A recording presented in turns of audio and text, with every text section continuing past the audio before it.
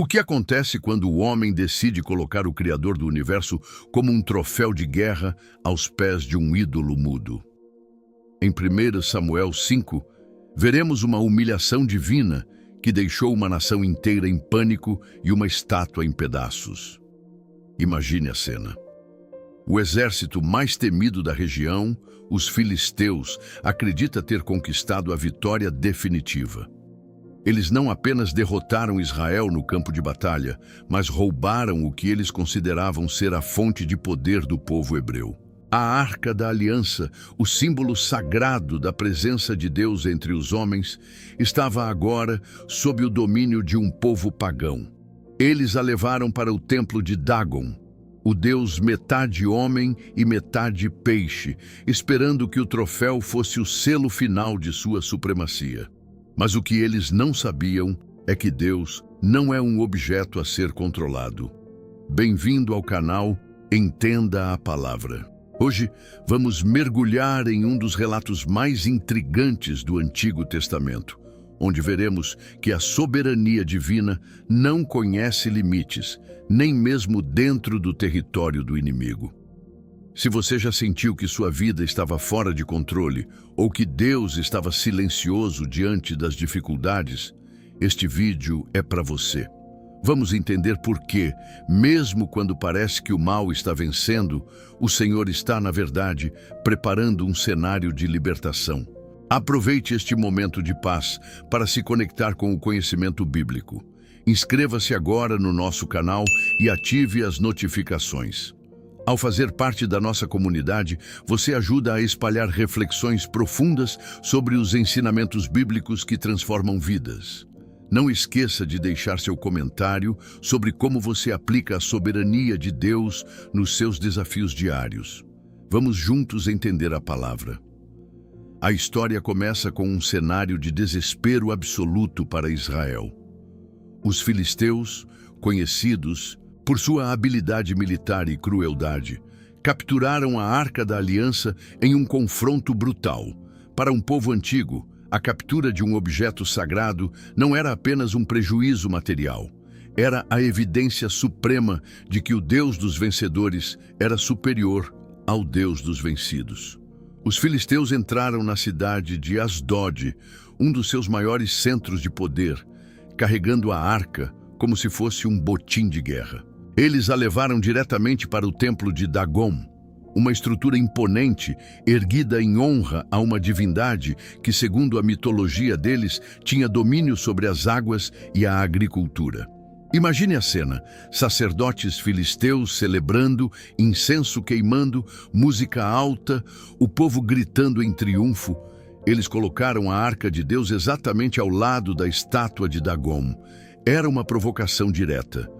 Eles queriam que o mundo visse que o Deus de Israel agora servia ao seu Deus. A arrogância humana muitas vezes nos leva a acreditar que podemos domesticar o sagrado, que podemos encaixar o Criador em nossas próprias agendas ou igrejas, ou pior, tratar a presença de Deus como um amuleto que nos garante sucesso.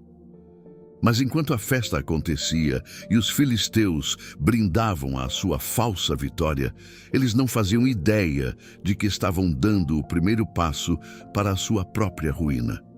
O que eles não sabiam é que a arca não era apenas uma caixa de madeira revestida de ouro. Ela representava a própria glória de Deus, algo que não pode ser capturado, contido ou subjugado por mãos mortais. A noite caiu sobre Asdod e a cidade entrou em um silêncio profundo, sem suspeitar que algo sobrenatural estava prestes a acontecer no interior daquele templo. O que os filisteus encontraram ao acordar na manhã seguinte mudou a história para sempre. Quando os sacerdotes de Asdod entraram no templo de Dagon, ao raiar do dia, esperavam ver tudo como deixaram na noite anterior. Talvez esperassem encontrar o Deus de Israel na forma da arca, em uma postura submissa. Mas, ao abrir as portas, o cenário era de um silêncio aterrorizante. A estátua de Dagon, Aquele ídolo imponente que representava o poder de uma nação inteira não estava mais ereta. Ele estava caído, com o rosto no chão, prostrado exatamente diante da Arca da Aliança. O impacto da cena deve ter paralisado os sacerdotes. Imagine o medo, a confusão.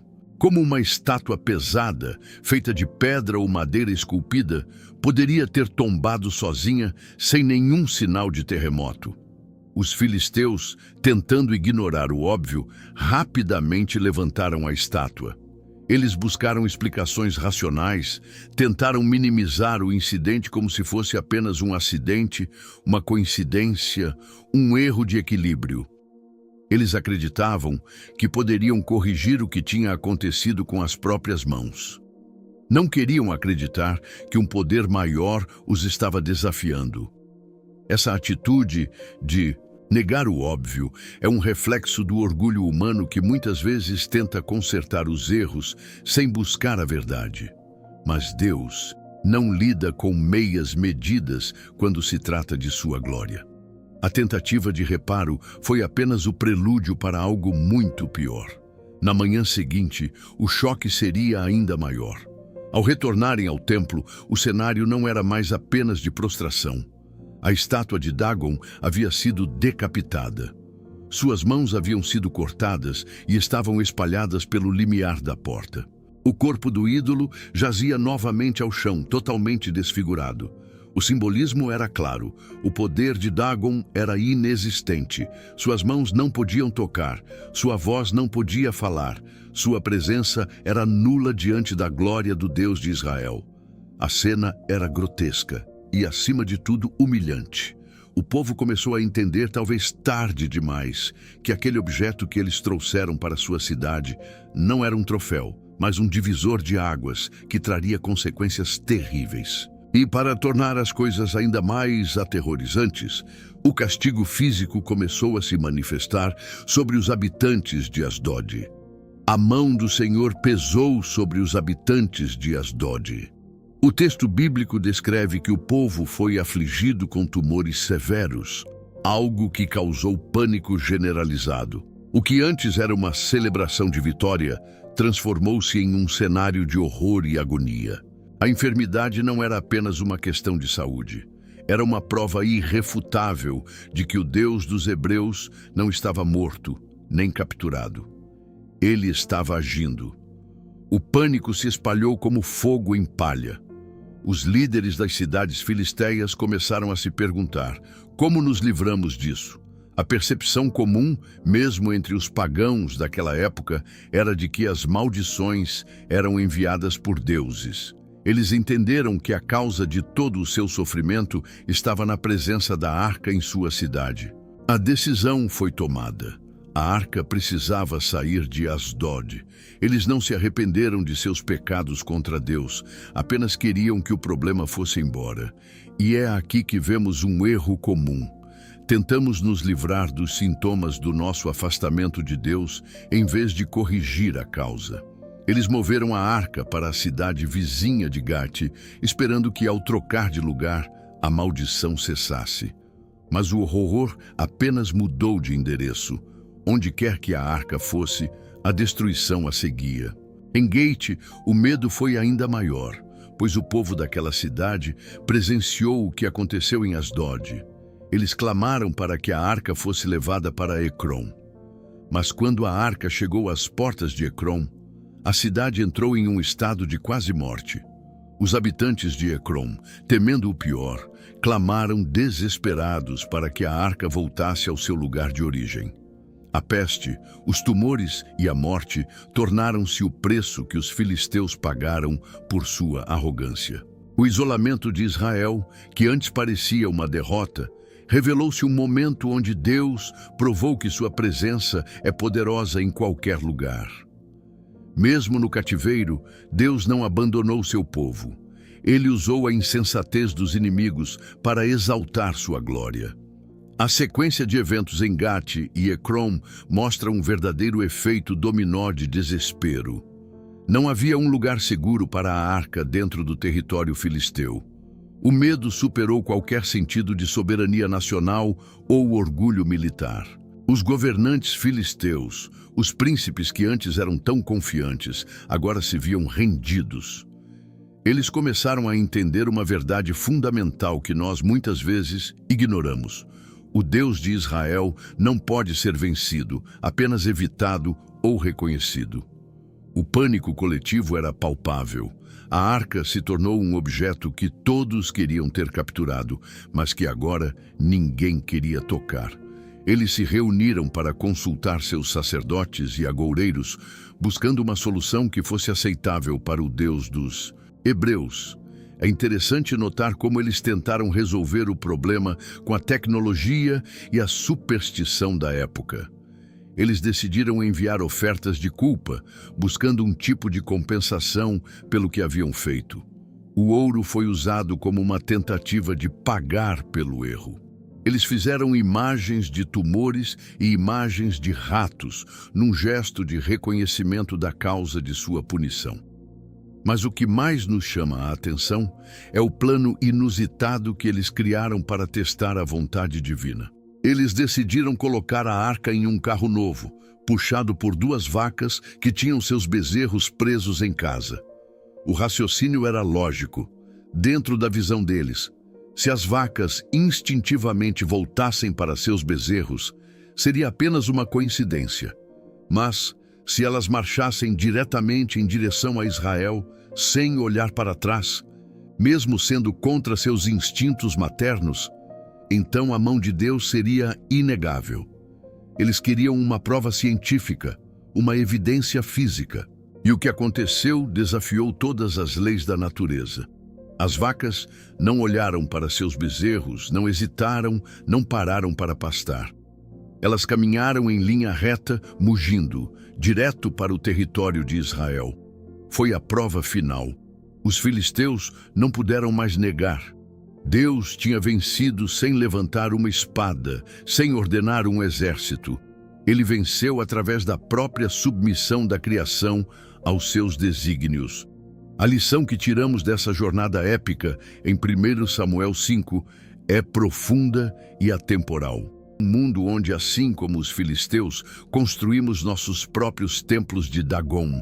Podemos chamar esses ídolos de carreira, dinheiro, status, sucesso pessoal ou até mesmo de relacionamentos que colocamos acima de Deus. Muitas vezes, trazemos a ideia de Deus para o nosso templo particular, esperando que Ele abençoe nossas escolhas erradas, nossas ambições egoístas ou nossas vidas desequilibradas. Queremos que Ele se ajuste à nossa rotina, que Ele seja um troféu na estante da nossa vida, garantindo que tudo corra bem, sem que tenhamos que abrir mão do nosso orgulho. Mas como vimos com a queda da estátua de Dagon, Deus não divide sua glória. Quando o verdadeiro Deus entra em contato com nossos ídolos, eles caem, eles se quebram, eles se desfazem. A soberania divina não aceita ser colocada como um acessório de segunda mão. O que parece ser uma derrota em nossa vida, como perder um emprego que nos afastava da nossa essência, ou ver um projeto fracassar porque não estava alinhado com o propósito de Deus, pode ser, na verdade, o Senhor derrubando os ídolos que construímos para que possamos finalmente olhar para Ele. A grande revelação é que a arca não era um amuleto, ela era a presença de Deus. E a presença de Deus é poderosa demais para ser contida. Os filisteus foram derrotados não por uma força maior, mas pela sua própria insistência em tratar o sagrado como algo que podia ser manipulado. Eles tiveram que devolver o que roubaram. Eles tiveram que se render à realidade da soberania do Senhor. E nós? O que precisamos devolver? O que precisamos deixar cair diante da presença de Deus para que possamos viver em liberdade? A soberania em meio ao caos é o que nos mantém firmes. Mesmo quando tudo ao nosso redor parece estar desmoronando, podemos confiar que o Senhor está no controle absoluto. Ele não precisa de nossa defesa. Ele não precisa de nossos planos desesperados. Ele apenas precisa que nós reconheçamos seu lugar legítimo no centro de nossas vidas. Ao chegarmos ao final desta reflexão, somos confrontados com uma pergunta direta: quem ou o que está ocupando o lugar central na sua vida hoje? Será que você tem tentado tratar a Deus como um amuleto? Alguém que você busca apenas quando precisa de proteção ou sucesso, enquanto mantém seus ídolos bem protegidos em um lugar de honra? O relato de 1 Samuel 5 nos mostra que Deus não aceita um lugar no banco de trás. Ele é o Senhor absoluto e a sua presença sempre trará clareza, mesmo que para isso alguns dos nossos alicerces precisem ser abalados. A queda de Dagon não foi uma tragédia para Deus, foi uma revelação de sua autoridade. Talvez o que você está chamando de tragédia hoje seja a maneira de Deus limpar o seu templo interior, preparando o caminho para uma restauração que você não consegue imaginar. Não tema quando os seus ídolos caírem. Não tente segurá-los. Deixe que eles caiam, deixe que eles se quebrem, para que só a glória de Deus permaneça. Lembre-se, a presença de Deus é o nosso bem mais precioso. Não a tratamos como um troféu, mas como o próprio fôlego da nossa alma. Que este estudo tenha aberto seus olhos para a grandiosidade do Criador. Que você possa hoje examinar o seu coração, identificar o seu Dagon e entregá-lo aos pés daquele que é o único digno de adoração. Se este estudo te ajudou a enxergar o poder de Deus com novos olhos, inscreva-se no Entenda a Palavra. Deixe nos comentários qual ídolo você precisa deixar cair aos pés de Deus hoje. Sua interação ajuda este conteúdo a alcançar mais pessoas que buscam a verdade. Até o próximo vídeo, permaneça firme no propósito e na luz do conhecimento. Deus abençoe sua caminhada.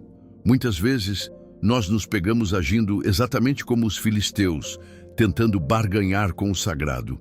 Acreditamos que, se seguirmos certos rituais ou fizermos determinadas promessas, teremos a Deus em nossas mãos, como se ele fosse um recurso a ser gerido ou um amuleto que garante sucesso, saúde e prosperidade. No entanto, o relato de 1 Samuel 5 é um choque de realidade necessário para o nosso tempo. Os filisteus não entenderam a natureza da arca e, por isso, sofreram o pânico e a destruição. Nós, ao lermos este texto, temos a oportunidade de aprender o que eles demoraram a compreender. Deus não é um objeto de nossa propriedade, ele é o soberano que exige submissão total. Olhe para a sua própria vida agora. Existe alguma área onde você tem tentado controlar o agir de Deus? Existe algum plano, algum projeto ou algum relacionamento que você colocou no altar, esperando que Deus simplesmente valide a sua vontade, em vez de se curvar à vontade dele? A queda do ídolo de Dagon diante da presença de Deus é um lembrete vívido de que nada, absolutamente nada, pode permanecer de pé quando a glória do Todo-Poderoso se manifesta. Às vezes, as coisas que mais valorizamos, aquelas que ocupam o lugar de destaque no templo dos nossos corações, precisam ser derrubadas para que possamos finalmente olhar para cima e ver quem é que realmente governa todas as coisas. Não tenha medo se as estruturas ao seu redor começarem a ruir. Se o que está caindo é algo que competia com a soberania de Deus em você, então essa queda é, na verdade, um ato de misericórdia divina. É o processo de limpeza, de desconstrução da idolatria, para que você possa caminhar em uma liberdade que só é possível quando não temos mais ídolos para proteger ou esconder. Muitos de nós vivemos no medo de perder nossos ídolos, nosso status, nossa segurança financeira, a opinião de pessoas importantes ou até mesmo uma ideia distorcida de quem Deus deveria ser. Mas, ao ver a destruição de Dagon, percebemos a futilidade desse esforço. O que Deus faz é infinitamente superior ao que nós tentamos proteger. Ele não se sente ameaçado pelas falsas divindades que criamos. Ele simplesmente as reduz a pó, sem nem mesmo precisar levantar uma mão. Ele é o Deus que vence por si mesmo, que sustenta a sua própria honra e que, com um movimento de sua vontade, traz à luz a verdade que libertará o seu povo. Talvez hoje seja o dia de você parar de carregar os cacos de algo que Deus já decidiu derrubar. A dor dos filisteus foi o resultado da sua insistência em manter o falso. O seu alívio virá no momento em que você aceitar que Deus não precisa de defensores humanos, mas de corações dispostos a reconhecer a sua majestade inquestionável. Caminhe hoje com a confiança de quem entende que não importa o tamanho da crise, nem a intensidade do caos, a presença do Senhor é a única âncora que não falha. Ele provou em Asdod, em Gate e em Ecrom que a sua soberania não conhece fronteiras. Ele provou que mesmo quando o mundo tenta aprisioná-lo em templos feitos por mãos humanas, ele rompe as paredes e mostra quem realmente domina a história. Que esta lição de 1 Samuel 5 ressoe em cada decisão que você tomar daqui para frente. Não tente colocar Deus sob o seu controle. Não tente enquadrá-lo em um sistema onde você dita as regras. Entregue o seu orgulho, reconheça a sua grandeza e deixe que Ele guie cada passo do seu caminho. O Senhor é fiel para com aqueles que o respeitam como Ele verdadeiramente é. O Deus que não se curva, o Deus que não se compara e o Deus que, em sua infinita sabedoria, faz tudo convergir para a glória do seu próprio nome. Se este conteúdo trouxe luz para o seu entendimento e te desafiou a refletir sobre sua caminhada com o Criador, não guarde isso apenas para você. Inscreva-se no Entenda a Palavra e faça parte da nossa comunidade, onde buscamos diariamente aprofundar nossa compreensão sobre as Escrituras. O seu apoio é o que nos permite continuar destrinchando esses relatos que mudaram o curso da humanidade. E agora, quero ouvir você. Qual é o ídolo, a preocupação ou o desejo que você tem tentado manter de pé, mas que sabe, no fundo, que precisa colocar aos pés de Deus hoje? Deixe o seu comentário aqui embaixo. Vamos aprender uns com os outros. Compartilhe este vídeo com alguém que também precisa ser lembrado da soberania divina nestes tempos incertos. Lembre-se, a sua jornada de fé não é sobre ganhar a vida que você quer, mas sobre se alinhar à vida que Deus preparou para você. Até o próximo vídeo. Permaneça firme, vigilante e mergulhado na verdade que transforma. Que a paz de Deus, que excede todo o entendimento, guarde o seu coração e a sua mente em Cristo Jesus. Até logo.